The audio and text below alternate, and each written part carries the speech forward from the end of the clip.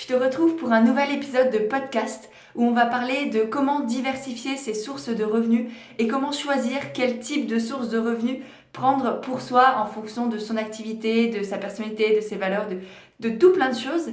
Mais juste avant, j'ai décidé, comme tu le vois, de faire ça un peu différemment que d'habitude pour le publier sur YouTube. Donc je me filme en train de papoter, toute seule d'ailleurs.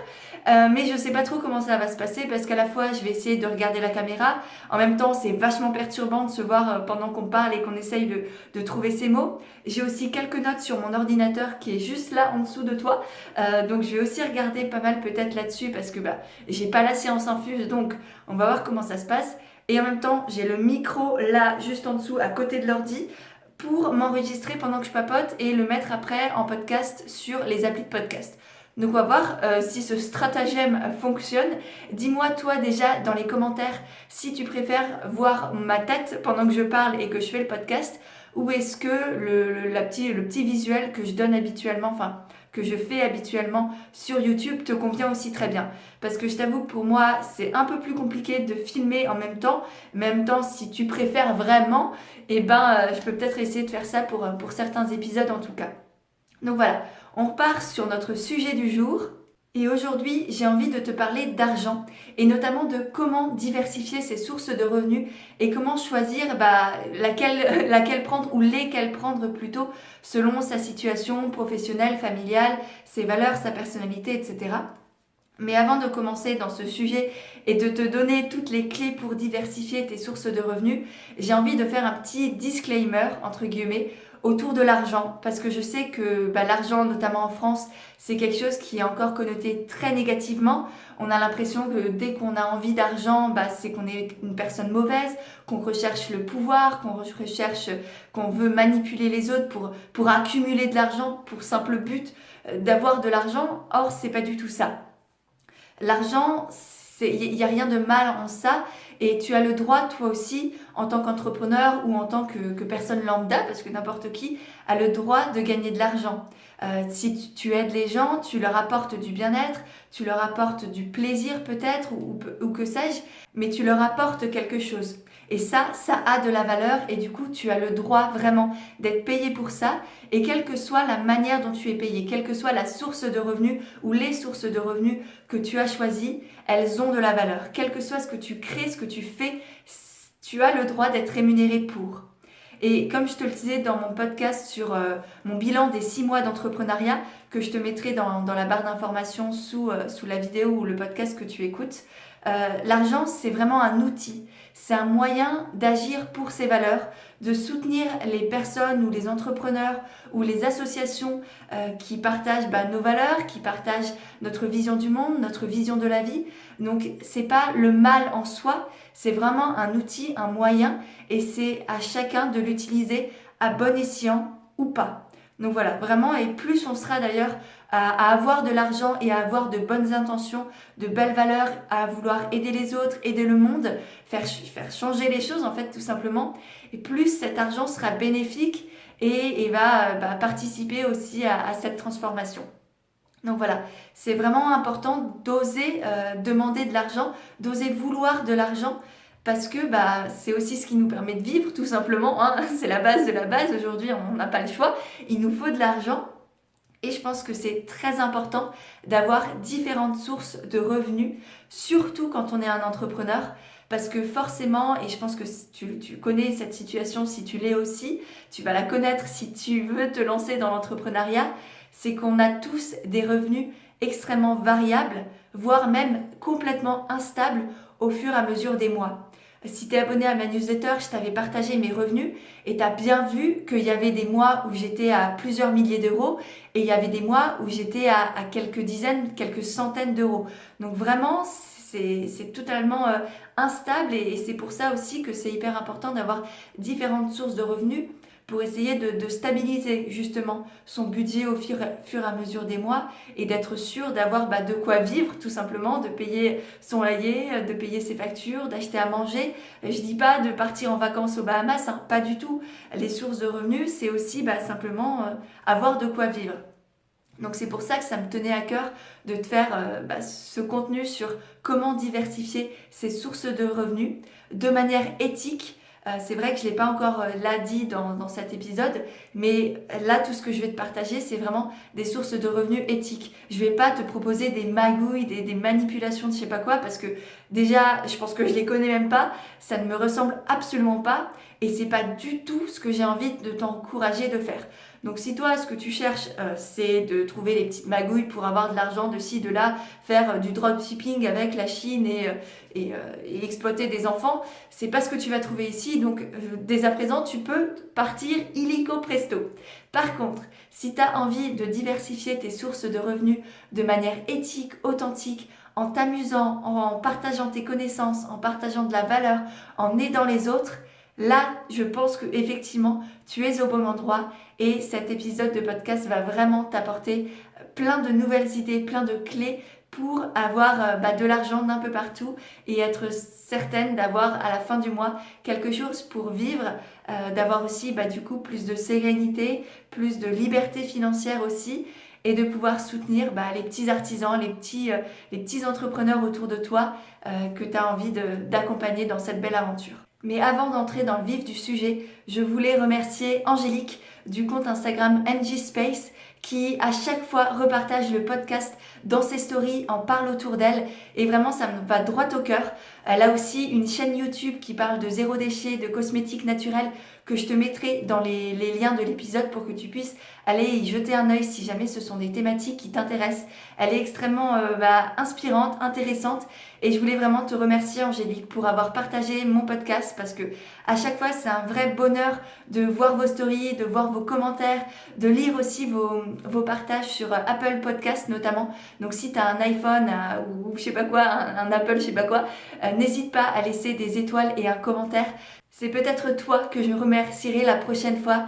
Et en tout cas, merci à toutes celles qui prendront 3 secondes et demie pour faire une petite capture d'écran, partager le podcast qu'elles sont en train d'écouter en story sur Insta, en commentaire, en je sais pas quoi, à leur famille qui en parle autour d'elles. Merci vraiment du fond du cœur.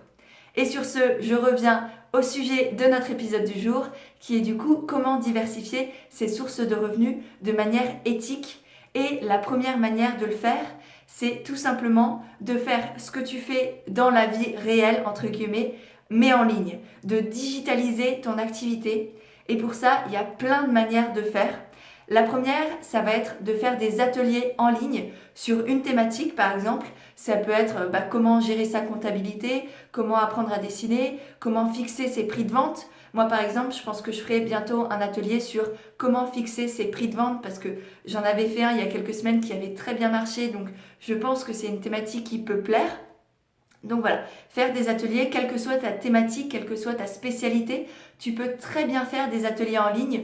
Aujourd'hui, il y a plein d'outils, de ressources qui existent, que ce soit sur Facebook, sur Zoom par vidéoconférence. Enfin, il y a vraiment énormément de logiciels et de sites qui te proposent de faire ça.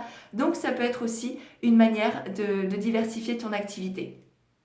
Tu peux aussi tout simplement donner des cours à distance. Si par exemple tu es professeur de yoga, professeur d'anglais, que tu es même peut-être orthophoniste, je ne sais pas, peu importe, mais tu peux très bien proposer à tes élèves de donner des cours à distance, que ce soit des cours en groupe ou en individuel. C'est aussi une très bonne manière d'avoir une autre source de revenus, de toucher aussi d'autres personnes, parce que souvent quand on fait des activités comme ça en présentiel, c'est délicat parce qu'on a des clients en local.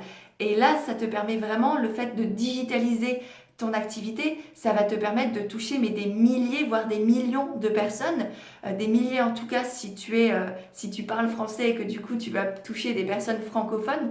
C'est vraiment une idée, je trouve, géniale pour vraiment aider du coup encore plus de personnes et toi diversifier ton revenu et gagner un peu plus d'argent tous les mois et puis le faire aussi de chez soi. C'est vrai que c'est très agréable de ne pas être obligé peut-être de faire 2 heures de voiture, 1 heure de voiture, d'aller dans des ateliers quand il pleut, quand il fait moche, en hiver, etc. C'est vrai que c'est agréable de pouvoir faire ça de son salon, de son bureau, etc.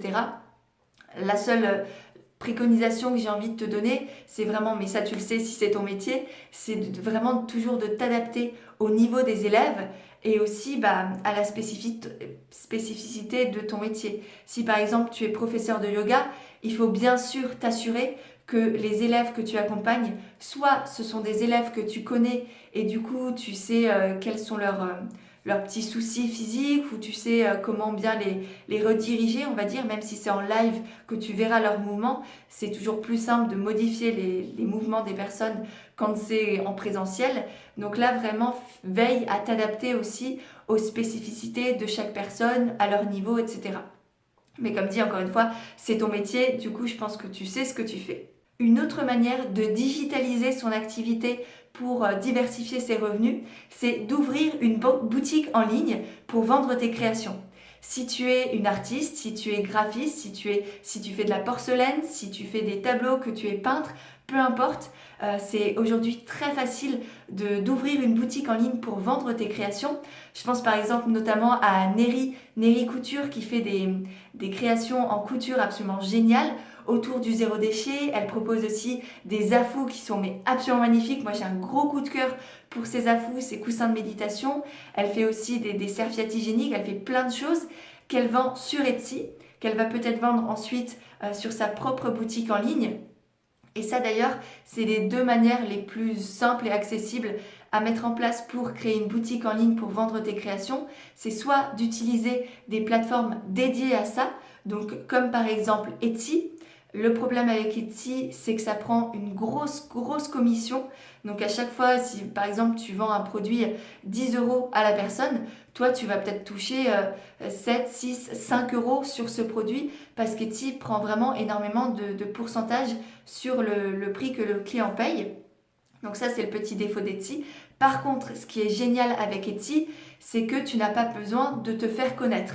Il y a énormément de personnes tous les jours, il y a des milliers de personnes tous les jours qui vont sur Etsy. Donc, tu peux beaucoup plus facilement toucher des personnes et te faire connaître tes créations. Tu n'as pas besoin forcément de mettre en place une énorme communication autour de ça. T'as pas non plus besoin, ça c'est un autre avantage, de créer de site web, parce que je sais que ça parfois ça peut faire peur, mais j'en reparlerai dans quelques secondes. En réalité, c'est vraiment quelque chose de très accessible. Voilà, ça prend un peu de temps, effectivement, il faut s'auto-former, mais tu peux tout à fait le faire pour quelques euros toute seule. Moi, tout ce que j'ai fait aujourd'hui sur Internet, je l'ai fait gratuitement. Mon site web, le podcast, je n'ai rien déboursé. Donc c'est tout à fait facile et pourtant je ne suis pas développeuse pour un sou, hein. Je n'y connais absolument rien. Donc je pense que toi aussi, tu peux très bien, très facilement ouvrir une boutique en ligne. Si tu as envie de le faire, ta propre boutique en ligne, tu peux très bien utiliser des outils comme WooCommerce, comme PrestaShop, comme Shopify.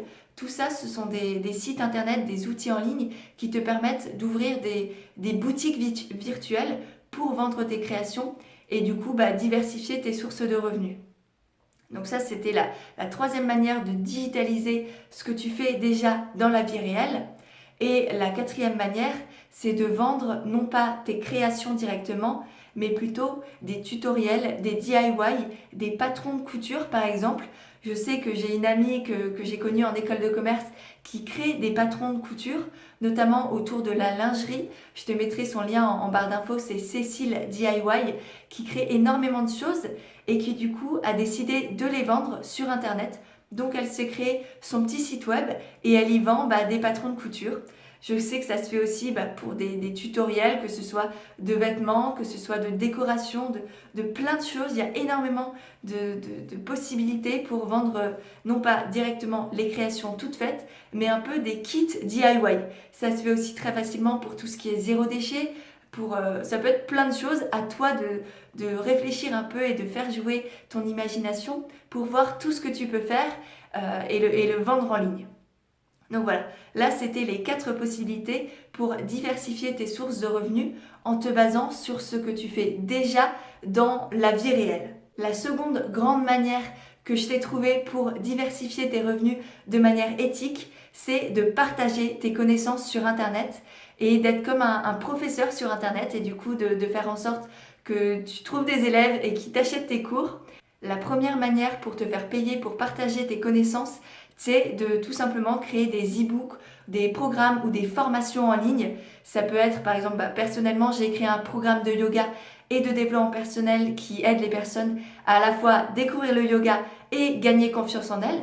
Donc ça par exemple, j'ai utilisé mes connaissances, je me suis aussi associée à une professeure de yoga pour faire les séances de yoga et les séances de méditation aussi d'ailleurs.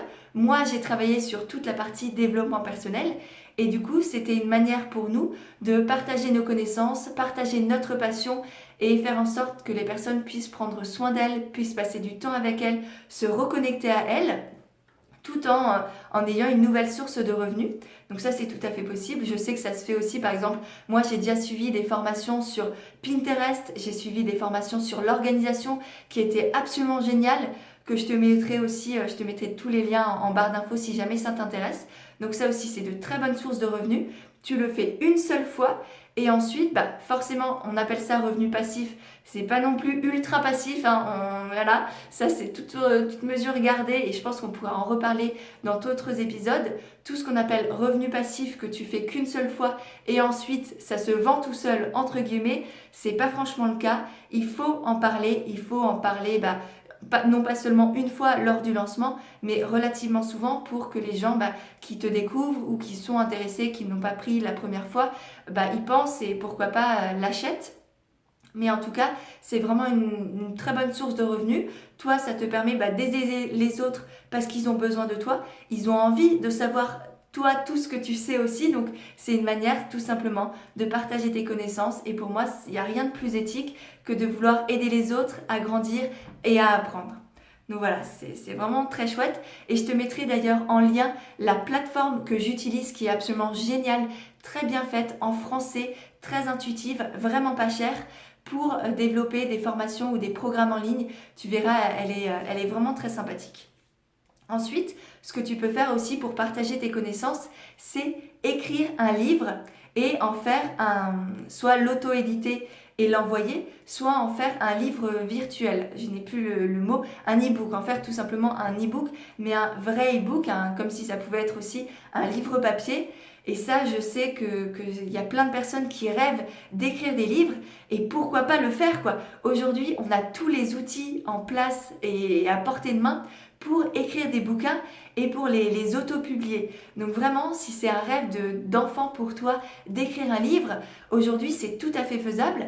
Ça peut aussi te faire une source de revenus en plus pour, qui va se vendre aussi au fur et à mesure des mois. Et je sais qu'aujourd'hui, n'importe qui peut écrire un livre. Je pense notamment à mon amie Cerise qui a écrit un roman qui a l'air absolument génial.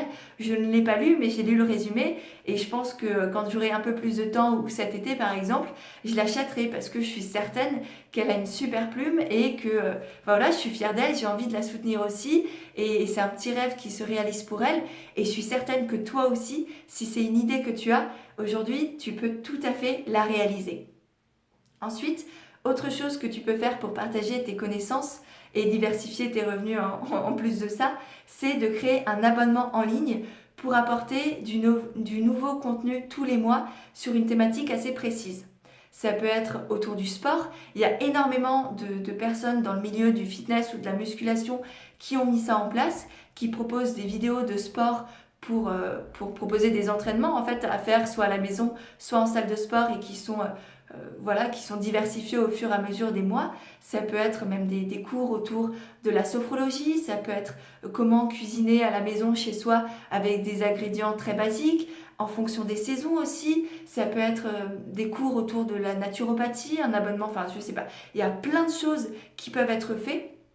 La seule chose avec ce système d'abonnement, c'est d'avoir des idées, d'avoir plein d'idées tout le temps autour d'une même thématique et que ce soit varié. À chaque fois, il faut avoir de nouvelles idées, avoir le temps aussi tous les mois pour créer du nouveau contenu.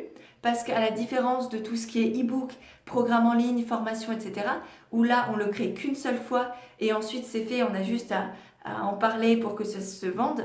Là, pour un abonnement, il faut avoir constamment du nouveau contenu à proposer. Donc en fonction de ta thématique et de ton imagination et de tout ce que tu as partagé, il y a l'un ou l'autre qui sera plus ou moins approprié. Là, c'est à toi de choisir quel type de revenu tu as envie de développer. Ou les deux, hein, les deux sont tout à fait faisables aussi, bien sûr. Et ensuite, la dernière manière de partager tes connaissances et de te faire payer pour ça, c'est tout simplement de créer un Tipeee ou un Patreon ou un Utip qui sont en fait, je ne sais pas si tu connais, mais c'est en fait l'idée c'est comme un crowdfunding, un financement participatif, mais à la place de payer pour un produit ou pour une marque ou une entreprise, les personnes font des dons pour toi parce que tu es créateur ou créatrice de contenu et que tous les jours au quotidien, tu leur apportes de la valeur et ils ont envie de te remercier pour ça. Alors en parallèle, tu peux leur donner du contenu exclusif. Ça peut être des vidéos, des podcasts, des articles, des backstage, des je sais pas quoi, des images. Si tu es par exemple graphiste, tu peux leur proposer des dessins ou que sais-je. Et c'est quelque chose qui permet aux personnes qui ont envie de te soutenir de le faire. Moi par exemple, quand j'ai préparé ce podcast, je me suis dit que j'allais moi aussi ouvrir un Tipeee. Et j'ai fait ça parce que je sais que certaines d'entre vous aimeraient bien pouvoir me soutenir avec quelques euros par mois. Et donc je me suis dit que j'allais ouvrir ça. Pour l'occasion, je vous l'annonce. J'ai ouvert surtout mon Tipeee. Je pense que c'est ça que je vais le plus partager pour l'instant. Je vais voir comment ça fonctionne. L'idée, c'est simplement que vous pouvez mettre 1 euro, 2 euros, 5 euros, 10 euros si le cœur vous en dit, une fois par mois ou une fois tous les 6 mois, peu importe, il n'y a pas d'abonnement, il n'y a pas d'engagement non plus, c'est juste si jamais vous avez envie de me soutenir parce que vous trouvez que je vous apporte de la valeur pour tout le travail que je fais au quotidien, que ce soit sur le podcast, sur le blog, sur Instagram, dans mes newsletters, c'est vrai que je travaille énormément. Gratuitement, on va dire. Tout ça, je vous le donne gratuitement. Ça me prend énormément de temps. Donc, si tu as envie de me soutenir et de me donner juste 2 euros, c'est le prix d'un café. Et si vous êtes 10 à me donner 10 euros, je pourrais m'acheter peut-être, ça me fera une partie de mes courses pour la semaine par exemple. Donc, c'est vraiment participer à tout ce que je fais, à que je puisse continuer à créer autant de contenu et à pouvoir en vivre. Donc par avance, je vous remercie. Je vous mettrai le lien dans la description de l'épisode. Comme ça, si vous avez 3 secondes et demie pour me donner 1, 2 euros, 5 euros, vraiment ce serait dingue. Je vous remercie vraiment par avance. Donc voilà, ça c'était pour les sources de revenus que j'ai trouvées pour partager tes connaissances et en même temps te faire rémunérer pour ça. Ensuite, il y a aussi la troisième grosse manière de diversifier ses revenus, c'est de travailler avec d'autres personnes. Ça peut être par exemple, la première idée que j'ai trouvée, c'est de revendre des produits de petits créateurs que tu as autour de chez toi. L'idée, c'est pas du tout de faire du dropshipping avec des produits de chez AliExpress que tu vas envoyer à travers Amazon pour polluer la planète entière et pour exploiter les personnes. Pas du tout. Moi, l'idée que je te propose de développer, c'est pourquoi pas de travailler, comme dit, avec des artistes autour de chez toi. Par exemple, si toi-même tu es artiste, tu peux proposer à des copains ou aux personnes qui travaillent avec toi dans des ateliers d'artistes, par exemple, de vous mettre ensemble et de créer une boutique en ligne pour vendre vos créations sur Internet. Donc là, c'est pas juste pour toi à titre personnel, enfin à titre individuel, mais c'est vraiment à titre collectif. Donc soit parce que toi-même tu es un artiste ou une artiste, ou parce que tu connais plein d'artistes autour de toi, que tu as envie de les soutenir et qu'au passage, ça te permettra de prendre une petite commission sur les ventes parce que ce sera grâce à toi qu'ils auront vendu des produits, ce sera peut-être toi qui aura mis en place la boutique en ligne, qui te chargera des envois, là, il faut vous mettre d'accord entre vous, moi, c'est pas mon problème après, mais je trouvais que c'était une très belle idée pour soutenir les petits créateurs, les entrepreneurs autour de chez toi. Après, ça peut être des artistes, ça peut être des savonneries, ça peut être des cosmétiques, des personnes, peu importe, mais il y a tellement de belles choses qui se font autour de chez nous et que je trouve qu'on ne connaît pas, tout simplement parce que ces personnes n'ont pas de visibilité. Si toi, tu as envie de leur donner de la visibilité et d'en plus de ça, faire en sorte d'avoir un petit revenu en plus au fur et à mesure des mois, et moi je trouve ça génial, je trouve ça extrêmement éthique, utile, solidaire. Donc franchement, pour moi, c'est une très chouette idée que je te propose ici. Ensuite, j'ai 2 idées de ressources pour travailler avec des personnes qui peuvent te faire un peu d'argent au fur et à mesure des mois, qui sont plus connues. La première, c'est la sponsorisation. Si tu ne sais pas ce que c'est c'est le fait d'être payé pour parler d'une marque ou d'une entreprise. Donc ça, on pense souvent que c'est réservé aux blogueuses, aux instagrammeuses, aux créateurs et aux créatrices de contenu. Mais pour moi, c'est tout à fait possible d'en faire quand tu es par exemple professeur de yoga ou naturopathe. Le tout, avec la sponsorisation, c'est de choisir les bonnes marques qui te correspondent, que tu aurais, enfin moi par exemple la manière dont je fonctionne, c'est est-ce que la marque est en accord avec mes valeurs? Est-ce que je l'aurais acheté même si elle ne m'avait pas proposé des produits gratuitement et de pouvoir en parler d'elle, de pouvoir parler d'elle et de travailler avec elle? Et est-ce que ça peut plaire aux personnes qui me suivent? Donc ça, c'est les 3 grosses questions que moi je me pose quand on me propose de travailler avec une marque. Alors oui ou non, mais je pense que c'est très important aussi de choisir les marques avec qui tu travailles. Pour toi aussi, parce que ça sert à rien de surconsommer. Pour la marque aussi, parce que ça sert à rien pour elle de travailler avec des personnes qui ne sont pas vraiment intéressées par leurs produits. Mais aussi et surtout en fonction de la communauté que tu as ou des clients que tu as. Si tu es professeur de yoga, ça peut être tout à fait logique pour toi de travailler avec une marque de tapis de yoga ou de briques de yoga, comme par exemple Yoga Matata. Moi, je travaille avec Yoga Matata, non pas que je suis professeur de yoga, mais c'est un univers que je partage au quotidien sur mes réseaux sociaux. Donc, c'était tout à fait logique pour moi de travailler avec Yoga Matata, qui en plus est une super marque de tapis de yoga. Enfin voilà, donc c'était pour moi tout à fait logique. Mais par contre, si tu es prof de yoga et que tu as envie de travailler avec une marque de cosmétiques, ça n'a aucune logique parce que ça ne va pas servir ni à la marque ni à tes clients. C'est juste, là c'est un caprice personnel presque, c'est tu as envie de produits de cosmétiques, tu vas utiliser tes clientes pour en avoir. Il n'y a aucune logique. Donc vraiment pour la sponsorisation, c'est trouver les bonnes marques avec qui travailler. Ensuite, l'autre source de revenus qui peut être faite en parallèle et en travaillant avec des marques, ça va être l'affiliation. C'est différent parce qu'à ce moment-là, on ne va pas avoir une rémunération fixe, mais au contraire, on va être payé à un pourcentage de la vente, enfin des achats des personnes qui auront utilisé soit ce lien, soit un code promo, soit un lien URL qu'on aura donné aux personnes, soit un code promotionnel. Donc là, c'est souvent, moi par exemple, quand je travaille avec des marques, c'est souvent 5% en moyenne du pourcentage des ventes que je touche. C'est le cas par exemple avec les tapis de Yoga Matata dont je te parlais tout à l'heure. C'est aussi à chaque fois que tu achètes un tapis, moi je touche je sais plus combien, quelques euros sur le prix du tapis. Donc ça, le client ne paye rien de plus. Donc pour le client, ça ne change rien. C'est juste la marque qui reverse un petit pourcentage des ventes à la personne pour la remercier de parler d'elle. Donc je trouve ça que c'est aussi très éthique. Encore une fois, la seule chose, c'est de choisir les bonnes marques avec qui travailler, qui partagent tes valeurs, qui vont plaire aussi à tes clientes ou à ta communauté.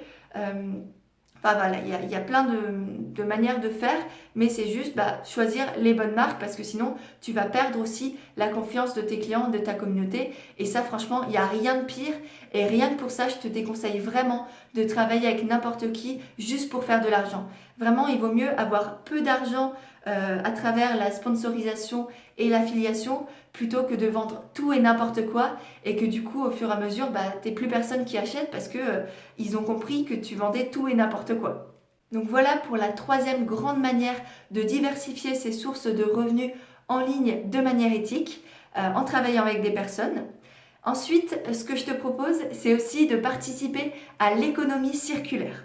Donc là, j'ai trouvé 2 manières d'avoir un peu plus de sous à la fin du mois en participant à l'économie circulaire, en étant un peu plus écologique, en prenant soin de soi et de la planète.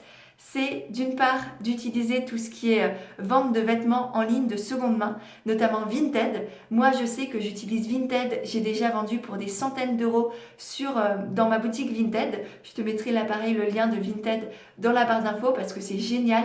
Si tu as des vêtements chez toi et encore aujourd'hui, tu peux vendre plein de choses. Tu peux vendre aussi du maquillage, des choses pour enfants. Donc, c'est vraiment très diversifié. Et je trouve ce système absolument génial pour donner une seconde vie à ses produits, à ses habits, à sa décoration, à ses bouquins, etc. Et en plus de ça, gagner un peu plus de sous à la fin du mois, c'est vraiment, je trouve ça génial. L'autre manière de participer à l'économie circulaire, c'est simplement aussi de revendre sur le bon coin. Je trouve que c'est quelque chose auquel on ne pense pas assez. Je sais que souvent on a la flemme, on va chez Emmaüs, ce qui est très très bien aussi. Mais si ton but c'est d'avoir un peu plus de revenus à la fin du mois, je trouve que c'est aussi une très belle manière de diversifier ses revenus et de donner une seconde vie et de participer de lutter en fait contre la surconsommation. Enfin, voilà, moi c'est mes valeurs, c'est mon état d'esprit. Tu fais bien ce que tu veux et si c'est même pour gagner des sous, tu peux aussi le faire et ça fera du bien à la planète en plus, c'est tout bénef. L'économie circulaire, c'était la 4e grande manière de diversifier ses revenus. Et maintenant, la 5e, c'est de se mettre à la finance et à l'investissement. Alors, je dois avouer que c'est pas encore quelque chose que j'ai fait personnellement, mais je pense qu'on peut très bien investir dans des choses éthiques, dans des choses écologiques qui font du bien au monde, à la planète, etc. Tout en ayant un peu plus de revenus tous les mois et en diversifiant du coup ses sources de revenus. La première idée que j'ai trouvée, c'est d'investir dans l'immobilier. Alors je sais que c'est quelque chose à le voir très commun et en même temps, moi je trouve ça très chouette, très utile. Alors je suppose que ça peut se faire de manière absolument pas éthique, mais je pense aussi que c'est une manière tout à fait normale et éthique et sympathique de diversifier ses sources de revenus. Alors je ne suis pas une spécialiste donc je ne pourrai pas t'aider, mais je sais qu'il y a plein de choses qui se font sur internet à ce sujet-là. Fais attention juste simplement si tu te renseignes sur le sujet à ne pas tomber sur des charlatans, des gens qui te vendent tout et n'importe quoi, des formations pour devenir millionnaire, le truc magique qui va fonctionner à tous les coups. Non, vraiment fais attention, renseigne-toi auprès de professionnels diplômés, agréés, des gens de confiance parce que c'est une très bonne idée, je pense en soi, d'investir dans l'immobilier pour diversifier ses revenus. Et en même temps, je pense qu'on peut très vite tomber dans quelque chose de malsain, de mauvais, de néfaste. Enfin, je sais pas. Je pense qu'il y a un peu de tout dans ce milieu-là. Donc, fais attention à toi, mais je pense que c'est une idée, pourquoi pas, à développer. Et la deuxième idée pour investir et se mettre à la finance, c'est d'acheter des actions, mais non pas d'investir dans des boîtes du CAC 40 qui font des milliards sur le dos des petits-enfants et de la planète entière. Pas du tout, bien au contraire carrément. C'est d'investir dans des marques éthiques, des marques qui partagent tes valeurs, d'acheter des actions. Je ne sais pas si tu es un peu dans ce milieu, je me souviens qu'en école de commerce, j'ai des bases, mais juste les bases. L'idée d'acheter des actions, c'est en fait que tu achètes une partie du capital d'une entreprise. Donc tu achètes un petit bout d'une entreprise en fait. Tu investis dans l'entreprise, donc tu possèdes un bout de l'entreprise. Et du coup, en faisant ça, tu deviens propriétaire du coup de l'entreprise en question et tu peux recevoir tous les mois ou tous les ans plutôt en fait des dividendes non pas le chiffre d'affaires mais sur le résultat généré par l'entreprise et tu vas pouvoir réaliser du coup des bénéfices et tous les ans toucher un peu plus ou un peu moins d'argent. Et là, c'est un peu plus risqué par contre parce que ça va dépendre aussi de la stabilité de l'entreprise, de sa santé financière en fait, comme on appelle ça, voilà, est-ce que ça marche, est-ce que ça marche pas, est-ce qu'elle fait du bénéfice ou pas, enfin voilà, est-ce qu'elle est dans le rouge ou est-ce qu'elle est bien gérée. Donc là, il faut vraiment trouver des entreprises de confiance, dont peut-être tu connais les gérants, tu connais les créateurs, ou tu as des amis qui ont investi dedans, donc ils peuvent te donner un peu des feedbacks. Il faut vraiment bien te renseigner. Renseigne aussi toi bien sur l'histoire de l'entreprise, sur les valeurs, sur à quoi va servir ton argent aussi, parce que tu donnes de l'argent, je pense que c'est important aussi de savoir à quoi il va servir. Mais voilà, pourquoi pas, c'est je pense une très bonne solution. Moi-même j'y pense, j'ai pas encore sauté le pas, mais c'est vrai que je trouve que c'est une très bonne manière de diversifier ses revenus de manière éthique, tout en soutenant encore une fois des entrepreneurs qui partagent tes valeurs et ta vision de la vie. Donc voilà, c'était toutes les manières que j'ai trouvées pour diversifier tes revenus en ligne de manière éthique. Et maintenant, j'ai juste envie de te parler encore de comment choisir ces sources de revenus. Et pour ça, j'avais envie de te partager quelques critères que tu peux mettre en place pour essayer de déterminer quel type de nouveaux revenus tu pourrais avoir tous les mois. La première, c'est bien sûr, ça va dépendre de ta profession.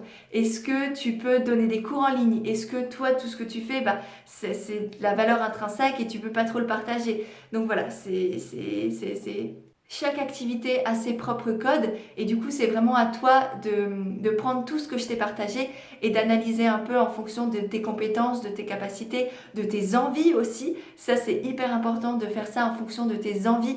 Est-ce que tu aimes faire des vidéos et du coup faire un programme en ligne?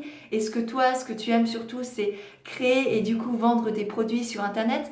Donc, il faut vraiment l'adapter en fonction de tes envies, de ta profession, aussi bien sûr de ton audience, de tes clients. Est-ce que tu as déjà une communauté sur Internet qui va pouvoir acheter tes produits et grâce à qui tu vas pourquoi pas pouvoir développer de l'affiliation ou de la sponsorisation. Donc ça se fait surtout quand on a relativement une grosse communauté sur Internet, plusieurs milliers de personnes qui nous suivent. Mais après, si tu as juste quelques clients, tu peux par exemple leur proposer des cours en ligne, par exemple de yoga, quelques cours en plus dans la semaine. Et aussi, bien sûr, il faut choisir un format qui te convient, dans lequel tu vas t'éclater, ce que tu apprécies faire.